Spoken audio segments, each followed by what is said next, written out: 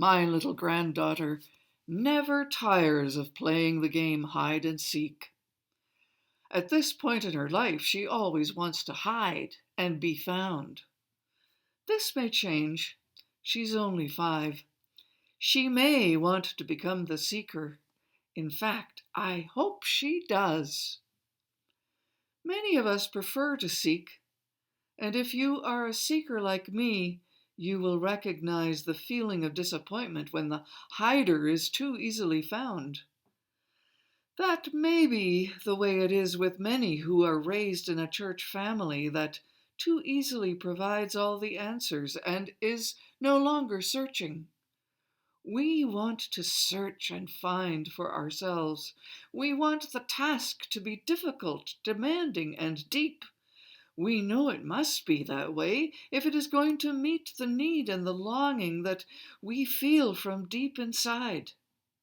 Augustine expressed it so well centuries ago. Thou hast made us for thyself, O Lord, and our heart is restless until it finds its rest in thee. Those of us with restless hearts sometimes have to leave the church as we know it in order to search for the hidden one whom our hearts desire, the hidden one whose call we can hear but cannot find within the images and ideas provided by the world around us, especially when that world is a church that provides all the answers without honoring our soul's need to ask the questions, to search and seek before finding. The people of the city of Athens belonged to a culture of seekers and restless hearts. The book of Acts describes them in the most interesting way.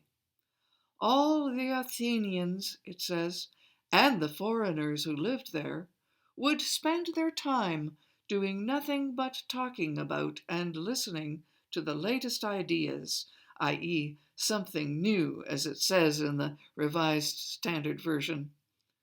I imagine that Athens was a city full of the arts. These people found a way to articulate their awareness of the limitations of their knowledge by creating an altar dedicated to an unknown God. Of course, this was a perfect opening for the Apostle Paul to tell them about the God he had discovered through his encounter with the risen Christ, a God who has created everything that exists, a God who is spoken of by their own poets as one in whom we live and move and have our being. When Paul spoke to these people about Jesus, he spoke about him as a man whom God had chosen and raised from the dead. When I hear the way Paul speaks about Jesus in this text, I'm reminded of the way we speak of him in our United Church Creed. We say that, as the church, we are called to proclaim Jesus, crucified and risen, our judge and our hope. I don't know about you, but I find that word judge really troublesome. It raises up images of courtrooms and punishments and verdicts of guilt, which are part and parcel of the easy answers with which most of us have been raised.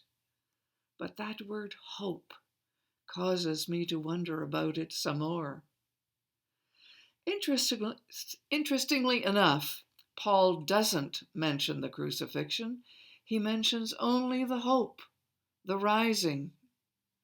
Paul's emphasis is on this rising, and this is what grips the hearts and imaginations of his listeners. Paul understands their search and their longing. He describes the human experience of groping and finding, and how, in the end, we discover that God is not far from each one of us. Jesus is the living one who has endured great suffering to rise again. He has gone through the portal of death and entered into union with the source of all, the God that the Greek poets describe as the one in whom we live and move and have our being. Jesus is the living one who goes before us in our search for God. He is our light on the pathway. It seems that for our sake, God often remains hidden so that we can have this experience of searching and finding the one for whom we yearn. My prayer, the prayer of my heart, is that we at St. John's can become a community that recognizes this search for God as an important part of finding the hidden wholeness that is always there, ready to be found.